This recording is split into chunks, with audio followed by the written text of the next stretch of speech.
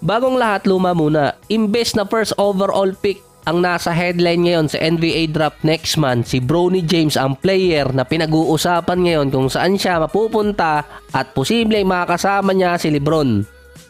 Sinabi naman ng iba na yung potential top pick ngayong taon ay halos katulad lang ni Tobias Harris. Si Bronny James naman naging trending nung nakaraan sa draft combine dahil sa measurement niya. 6'1 ang height na maliit yun para sa isang defensive player ngayong era. Nagusto rin ni Bronny James na i-adapt na ang pagiging defensive player dahil dun ang pinakamalapit niyang role.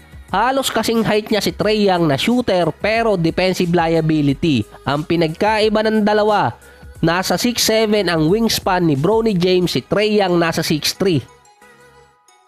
Si Steph dati defensive liability din. Later part ng career niya nag-improve yung defense. Ang height niya nasa 6'2 without shoes at ang wingspan nasa 6'3.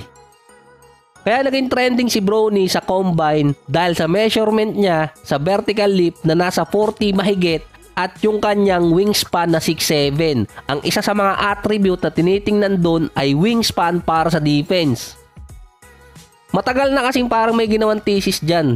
Yung paghaba ng wingspan nagkokos yun ng issue sa shooting.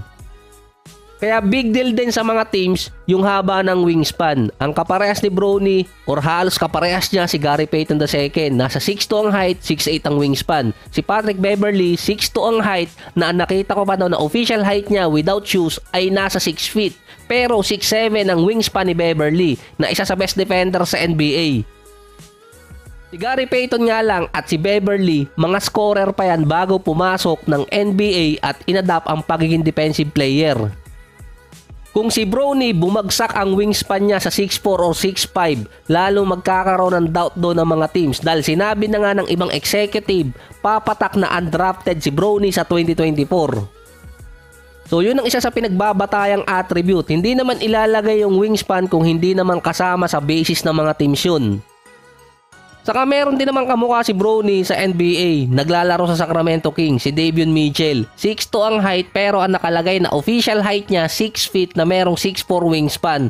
Isa din siya sa perimeter defender ng Sacramento. Sinabi din ni Bronny sa interview na i-drop siya kung tingin nila good enough na siya at hindi dahil sa tatay niya. Ang San Antonio Spurs naman nagre-ready na makabuo ulit ng parang Tim Duncan at David Robinson tandem. Ang isa sa mga nasa radar nila si Nikola Topic kaso na injured bago yung draft. Ngayon naman ang umangat doon na potential top 8 na hindi ko alam kung tama yung bigkas ko sa pangalan niya galing France din. Si Tidjane Salaon, 6'9 small forward at power forward. Magiging 19 years old siya sa August, 3 years na ring pro.